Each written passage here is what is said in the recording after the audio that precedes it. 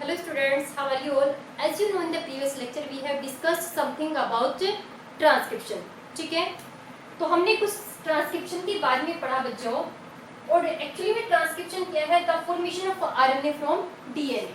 Okay, तो transcription हम discuss कर रहे थे. Transcription, okay, transcription means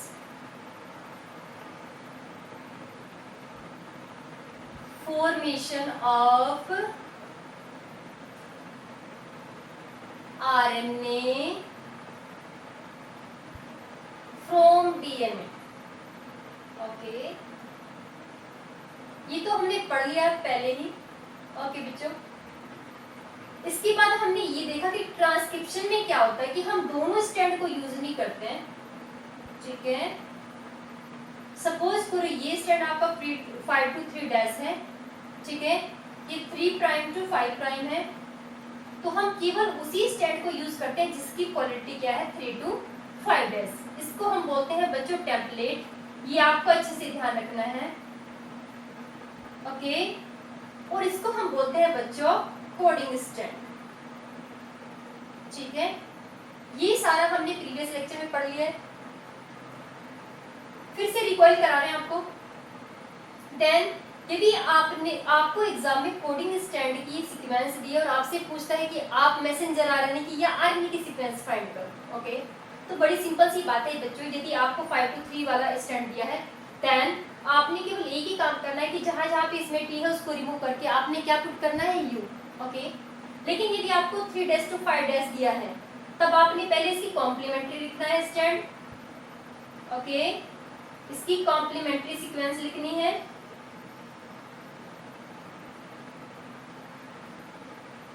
okay, और कॉम्प्लीमेंट्री सीक्वेंस लिखने के बाद जहां जहां पे टी आपको ऑब्जर्व होगा उसको रिप्लेस करना है यू से. ठीक है, I think you got it very well. ठीक है, तो ये तो हमारा हो गया प्रोसेस. ओके, मींस हमें कौन सा स्टैंड यूज करना है और कैसे आरएनए की सीक्वेंस को फाइंड करना. अब हमने कहा था एक टर्म हमने यूज की थी ट्रांसक्रिप्शनल यूनिट. ठीक है, क्या था बच्चों, क्या टर्म हमने यूज की थी? That is transcription unit.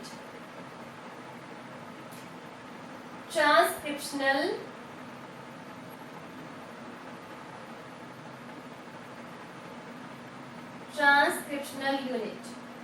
Okay, transcriptional unit में आपने बताना है कि every transcriptional unit have 3 important sequence. Okay, 3 important sequence कौन कौन सी है बच्चों? ये है आपकी प्रमोटर, ये क्या है आपका टर्मिनेटर. ओके, और ये है आपके स्ट्रक्चर जी. ओके, इस वाली साइड को जहां पे आरएनए पॉलीमरेज बाइंड करता है, एक्चुअली में जो एंजाइम हेल्प करता है डीएनए को आरएनए में कन्वर्ट करने में, that is known as the RNA polymerase. ठीक है, तो आरएनए पॉलीमरेज जिस साइट पे जाके बाइंड करता है जहां से वो इनिशिएशन करेगा इसका. ठीक है, जो इनिशिएशन साइट है उसी हम क्या बोलते हैं बच्चों? प्रमोटर. यहाँ पे जो सीक्वेंस प्रेजेंट है, यहाँ पे एक स्पेसिफिक सीक्वेंस है, उसी हम क्या बोलते हैं? प्रमोटर. जो भी ऐसा पार्ट है जो अब आरएनए की फॉर्म में कन्वर्ट होगा, ये वाला पार्ट, इसी हम बोलेंगे बच्चों स्ट्रक्चरल जीन. ओके, क्या नाम है इसका? Structural gene. ओके, और ये लास्ट में जो सीक्वेंस है जो इसको आपको आरएनए पॉलीमरेज को यहाँ से रिमूव करने में हेल्प करी और जो आरएनए यहाँ पे बना उसको भी रिलीज करने में हेल्प करते हैं, that is known as the terminator. Okay, ये क्या है आपका? टर्मिनेटर. ओके, तो ये तो आपकी क्या हो गई? ट्रांसक्रिप्शनल यूनिट हो गई. इसमें कौन कौन सी सीक्वेंस का होना मस्ट है? ओके बच्चों, आपने ये भी पता होना चाहिए प्रमोटर किसको बोलते हैं, स्ट्रक्चरल जीन किसको बोलता है, टर्मिनेटर किसको बोलता है. ओके, इसके बाद जो मेन क्वेश्चन है, ओके, ये जो मेन क्वेश्चन है वो ये है कि जब हम ट्रांसक्रिप्शन करते हैं, मींस जब डीएनए से हम आरएनए का फॉर्मेशन करते हैं, तो हम दोनों स्टैंड को क्यों नहीं यूज करते हैं? ठीक है, why we do not use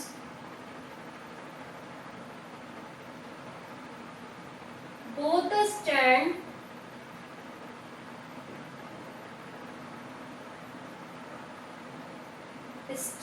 of DNA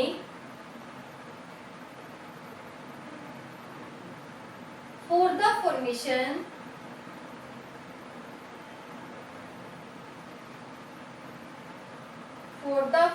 of RNA.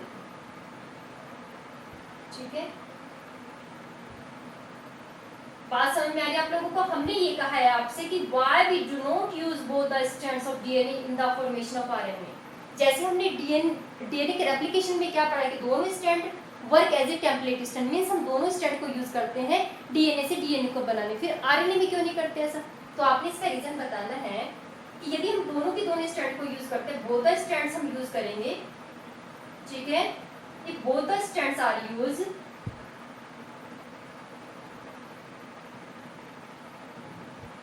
Okay, अब दोनों स्ट्रैंड से क्या बनेगी? RNA, two different RNA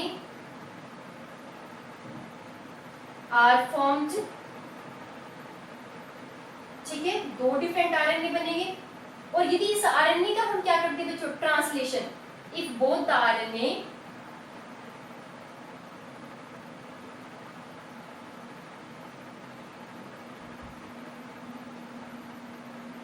are translated means हम यदि दोनों को ट्रांसलेशन कर दें तो दोनों से क्या बनेगी? टू डिफरेंट टाइप की प्रोटीन बनेगी,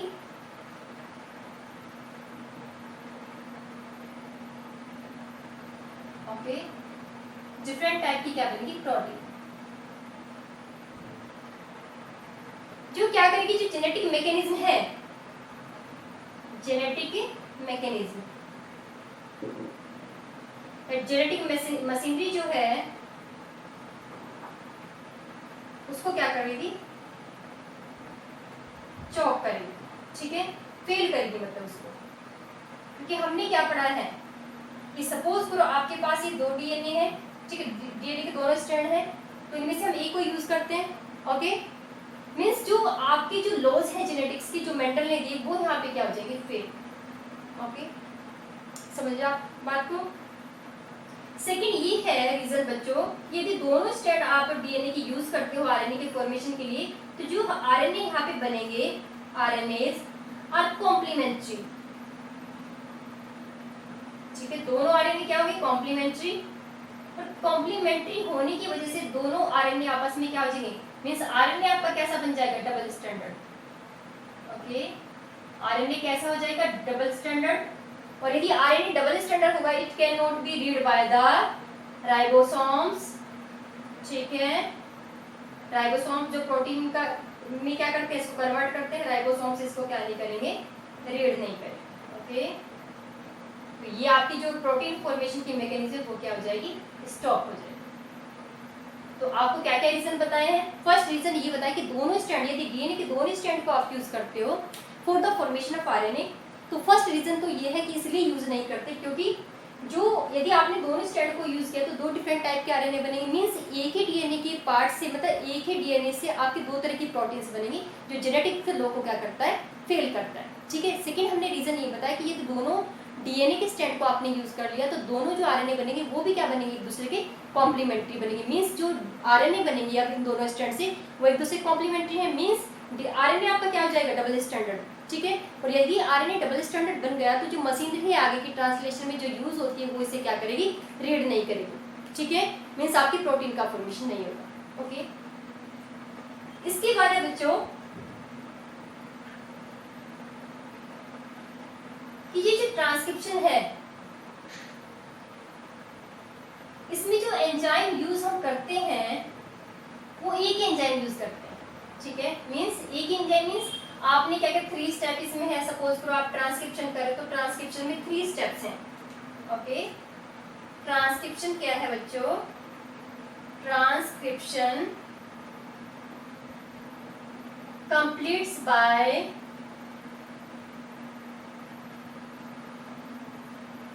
थ्री स्टेप्स, ठीक है, 3 स्टेप में कंप्लीट होगा बच्चों। सबसे पहले वाले स्टेप को हम क्या बोलते हैं? इनिशिएशन। इनिशिएशन। सेकेंड स्टेप को हम क्या बोलते हैं बच्चों? इलोंगेशन।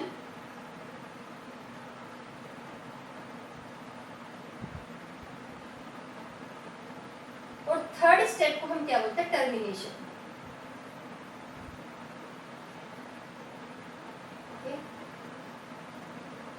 मीन्स ट्रांसक्रिप्शन में 3 स्टेप है, initiation, termination and initiation, elongation and termination.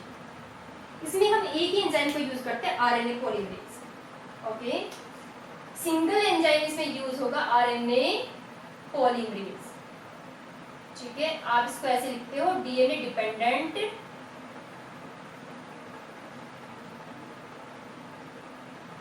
RNA polymerase, DNA dependent RNA polymerase. Okay, एक ही एंजाइम है, ठीक है, जिसको हम यूज करते हैं, क्या है वो? RNA polymerase. इस आरएनए पॉलीमरेज के 3 टाइप्स हैं। ठीक है, एंजाइम सिंगल ही आप यूज करोगे, लेकिन इस एंजाइम की कितनी टाइप है? 3 टाइप्स हैं। RNA polymerase first, RNA polymerase second,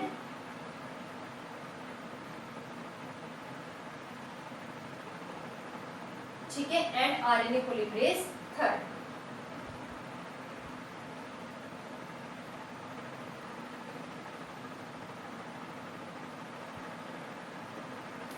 RNA polymerase के 3 टाइप्स हैं, RNA polymerase first, second and third. यदि हम प्रोकैरियोट्स की बात करते हैं, ठीक है, यदि हम प्रोकैरियोट्स की बात करें बच्चों, तो प्रोकैरियोट में केवल एक ही एंजाइम यूज होगा, आरएनए पॉलीमरेज फर्स्ट। ठीक है, केवल आप एक ही एंजाइम को यूज करते हो, क्या बनाने के लिए? क्योंकि आरएनए की 3 टाइप्स हैं। ठीक है, आरएनए कितनी टाइप है? 3 टाइप है बच्चों, ribosomal RNA, messenger RNA and tRNA. ठीक है, तो प्रोकैरियोटिक के केस में क्या होगा कि ये तीनों के तीनों जो आरएनए हैं, इनके फॉर्मेशन के लिए, इनके ट्रांसक्रिप्शन के लिए आप एक ही एंजाइम को यूज करते हैं, that is RNA polymerase first. ठीक है, प्रोकैरियोट में एक ही एंजाइम यूज करना है, याद रखना इसको अच्छे से, वो क्या है? RNA polymerase first. लेकिन यदि हम किसकी बात करते हैं? यूकैरियोट्स की, तो हम 3 एंजाइम्स को यूज करते हैं यूकैरियोट्स में। ठीक है, ये किसके एंजाइम हैं?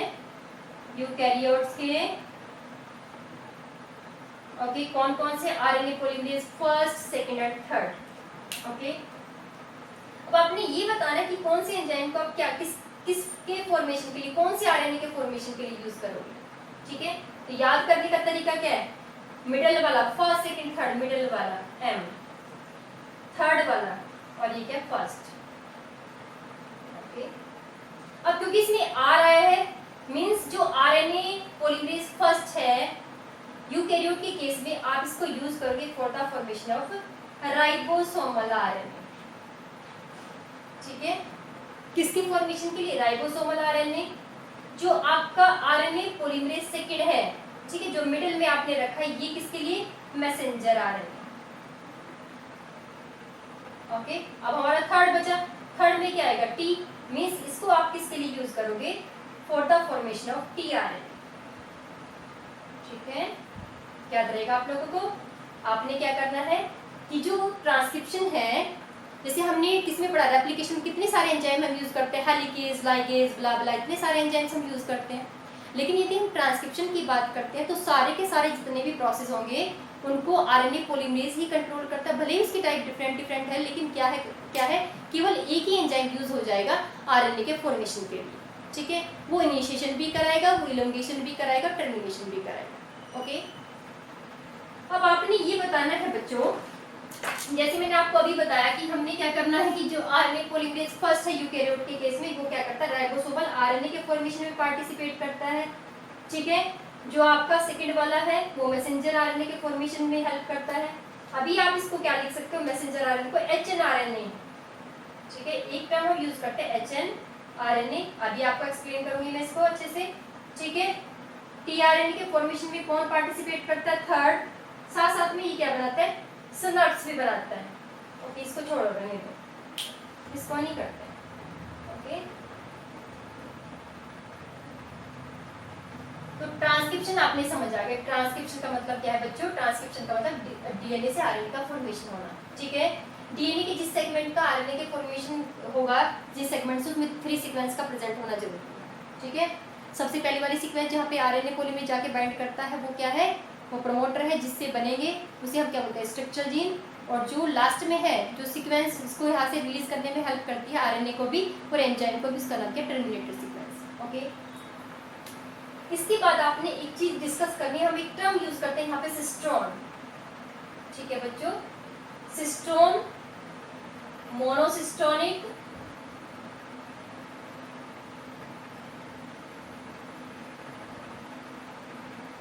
And पॉलीसिस्टोनिक।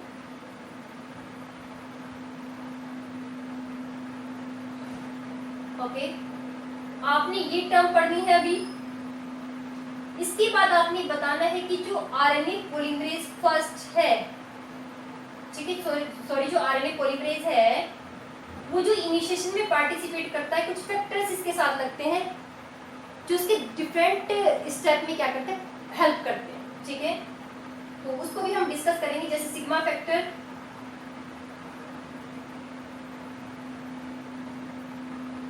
And rho factor. Rho factor. तो सबसे पहले हम डिस्कस करते हैं यहाँ पे सिस्ट्रॉन।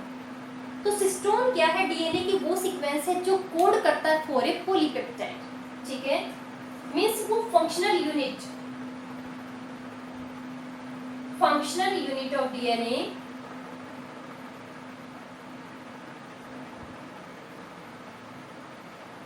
which code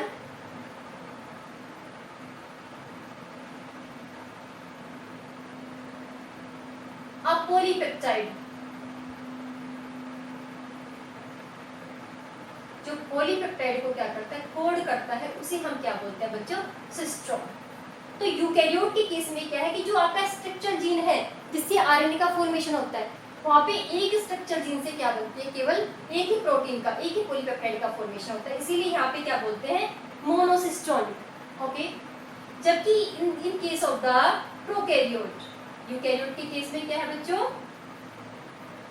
यूकैरियोट्स के केस में ये है कि जो आपने ये 3 सीक्वेंसेस पढ़ी हैं, प्रोमोटर, ये आपका स्ट्रक्चर जीन और जो टर्मिनेटर पढ़ा है, तो यूकैरियोट में ये होगा कि जो ये स्ट्रक्चर जीन है इससे केवल क्या बनेगा? एक ही पॉलीपेप्टाइड बनेगा बच्चों। ठीक है, जबकि हम प्रोकैरियोट की बात करें तो यहाँ पे जो स्ट्रक्चर जीन है बच्चों, उनसे क्या बनेंगे? More than 1 polypeptide. ओके, ये किसको कोड करता है structure gene? More than 1 polypeptide, इसीलिए इसे क्या बोलते हैं? पॉलीसिस्टोनिक। तो प्रोकैरियोट के किस में क्या बोलते हैं? हम एक टर्म यूज करते हैं पॉलीसिस्टोनिक, और यूकैरियोट में हम क्या बोलते हैं? मोनोसिस्टोनिक। सिस्टोन क्या है? Cistron is the functional unit of DNA which code for the polypeptide. Okay, जो पॉलीपेप्टाइड को कोड करेगा उसे हम क्या बोलते हैं? सिस्टोन। यूकैरियोट के केस में एक स्ट्रक्चर जीन, एक पॉलीपेप्टाइड, तो वहां पे हम टर्म यूज करेंगे मोनोसिस्टोनिक जीन। और हम प्रोकैरियोट के केस में क्या करते हैं? पॉलीसिस्टोनिक मींस एक स्ट्रक्चर जीन और मोर देन 1 पॉलीपेप्टाइड। ओके, तो ये तो हो गया आपका सिस्टोन, मोनोसिस्टोनिक एंड पॉलीसिस्टोनिक जीन। अब हम बात करते हैं जरा आरएनए पॉलीमरेज के बारे में बात करते हैं कि आरएनए पॉलीमरेज फर्स्ट कैसी इनिशिएशन, इलोंगेशन और टर्मिनेशन को कंट्रोल करता है। ठीक है,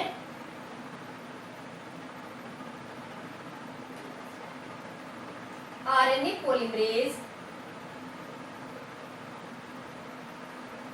क्या करता है? इनिशिएशन, ठीक है, क्या करेगा? Elongation and termination. तीनों को क्या करता है? कंट्रोल करता है। एक ही एंजाइम तीनों को कंट्रोल। ठीक है, तो आपने बताना है कि जो इसकी स्पेसिफिसिटी को इंक्रीज करता है फॉर इनिशिएशन, जो आरएनए पॉलीमरेज है उसको स्पेसिफिक बनाएगा फॉर इनिशिएशन, उस फैक्टर को हम क्या बोलते हैं, सिग्मा फैक्टर। यहाँ पे कौन सा पार्ट करेगा, इसके साथ एक और यहाँ पे फैक्टर लग जाएगा जिसका नाम क्या है, सिग्मा फैक्टर। ठीक है, कौन सा फैक्टर है बच्चों, सिग्मा फैक्टर। ठीक है, जो क्या करता है, इनिशिएशन के लिए स्पेसिफिसिटीज की इंक्रीज करता है। ओके, इसके बाद जो टर्मिनेशन की स्पेसिफिसिटी को इंक्रीज करता है, जिससे टर्मिनेशन के लिए ज्यादा स्पेसिफिक बन जाता है ये एंजाइम, तो उसका नाम क्या है बच्चों, यहाँ पे कौन सा फैक्टर लगेगा, रोहो फैक्टर। ठीक है, ये क्या है, रोहो फैक्टर।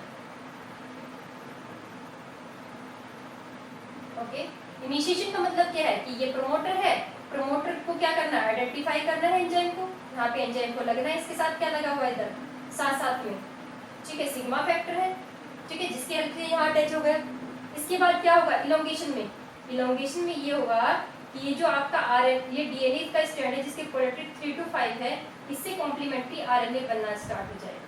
ठीक है, ये एंजाइम क्या करेगा, इसको रीड करके क्या करेगा, यहाँ से पॉलीपेप्टाइड्स को क्या करता रहेगा, अटैच करता रहेगा। सॉरी, पॉलीपेप्टाइड नहीं, पॉलीन्यूक्लियोटाइड, सॉरी, क्या करेगा, ये न्यूक्लियोटाइड्स को अटैच करता रहेगा, न्यूक्लियोटाइड, सॉरी, न्यूक्लियोटाइड्स को क्या करता रहेगा बच्चों, अटैच करता रहेगा, जिससे आरएनए की लेंथ क्या करेगी, इंक्रीज। मींस इनिशिएशन का मतलब क्या है, केवल आरएनए पॉलीमरेज का इसको आइडेंटिफाई करना। ठीक है, आइडेंटिफाई करने की स्पेसिफिसिटी को इंक्रीज करेगा, दैट इज सिग्मा फैक्टर। ठीक है, ज्यादा स्पेसिफिक बना दिया इसने।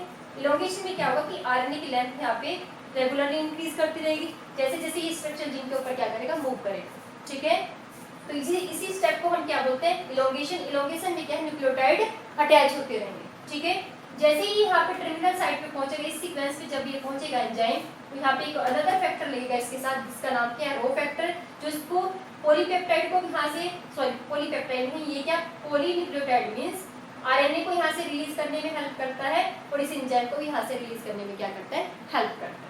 ओके बच्चों, तो दिस इज क्या बताया आपको, इनिशिएशन। इनिशिएशन में कौन हेल्प कर रहा है आरएनए पॉलीमरेज को, सिग्मा फैक्टर।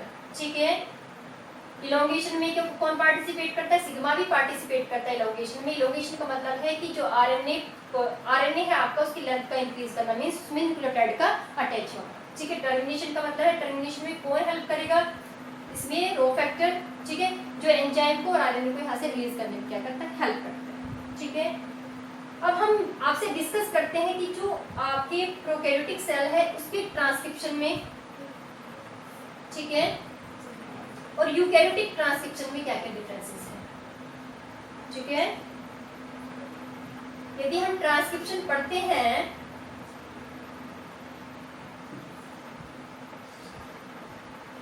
इसमें बच्चों, प्रोकैरियोट में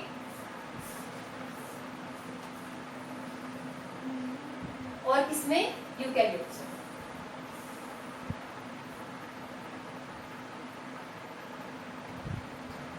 तो इन दोनों की ट्रांसक्रिप्शन में क्या डिफरेंसेस हैं। तो पहला डिफरेंस तो आप जानते हैं कि यहाँ पे केवल एक ही एंजाइम यूज होगा। ठीक है, यहाँ पे एक ही एंजाइम को आप यूज करते हैं जिसका नाम क्या है, आरएनए पॉलीमरेज फर्स्ट। ठीक है, आरएनए पॉली फर्स्ट को यूज करते हैं। तो यहाँ पे हम 3 एंजाइम्स को यूज करते हैं बच्चों, आरएनए पॉलीमरेज फर्स्ट, ठीक है, RNA polymerase second and RNA polymerase third. Okay, तो फर्स्ट डिफरेंस तो ये हो गया। सेकंड ये है कि यहाँ पे जो आरएनए बनता है बच्चों, वो क्या है, मैच्योर आरएनए। कैसा आरएनए बनता है, मैच्योर आरएनए। और यहाँ पे जो आरएनए बनते हैं that is known as the hnRNA. ठीक है, क्या बोलते हैं, hnRNA. HnRNA means heterogeneous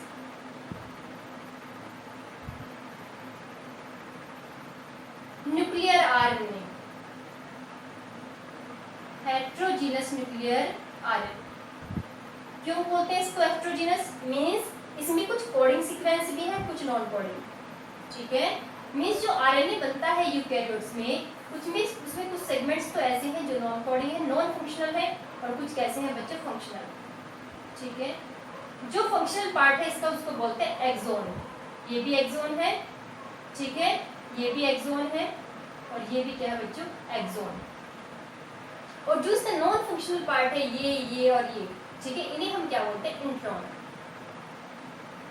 axon intron present होने की वजह से ही हम एक टर्म यूज करते हैं हेट्रोजीनस न्यूक्लियर आरएनए। हेट्रोजीनस क्यों है, क्योंकि इसमें एक्सोन भी है, इंट्रॉन भी है, जबकि प्रोकैरियोट में क्या है, मैच्योर आरएनए बनता है। मैच्योर मींस इसमें केवल क्या प्रेजेंट है, एक्सोन प्रेजेंट है। क्या है, ओनली एक्सोन्स। समझ आ गया बच्चों? क्या बताएं यहाँ पे, इसे हेट्रोजीनस न्यूक्लियर आरएनए बोलते हैं because it has intron and the exons. ठीक है, अब यहाँ पे आरएनए बनने के बाद नो स्प्लाइसिंग, यहाँ पे कोई स्प्लाइसिंग नहीं होगी। ठीक है, और यहाँ पे इसको मैच्योर में कन्वर्ट करने के लिए क्या होगा, स्प्लाइसिंग। स्प्लाइसिंग का मतलब क्या है, जो भी नॉन फंक्शनल पार्ट है वो क्या हो जाएगा, यहाँ से रिलीज हो जाएगा, जिसे हम क्या बोलते हैं, splicing. Splicing means the process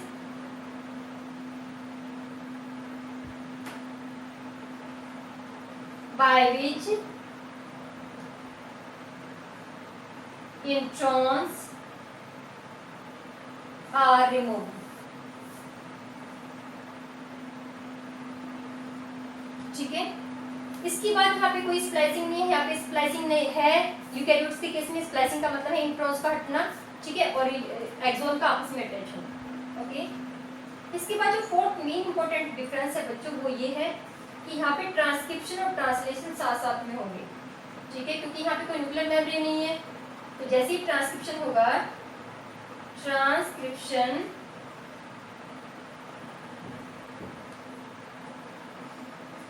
and translation takes place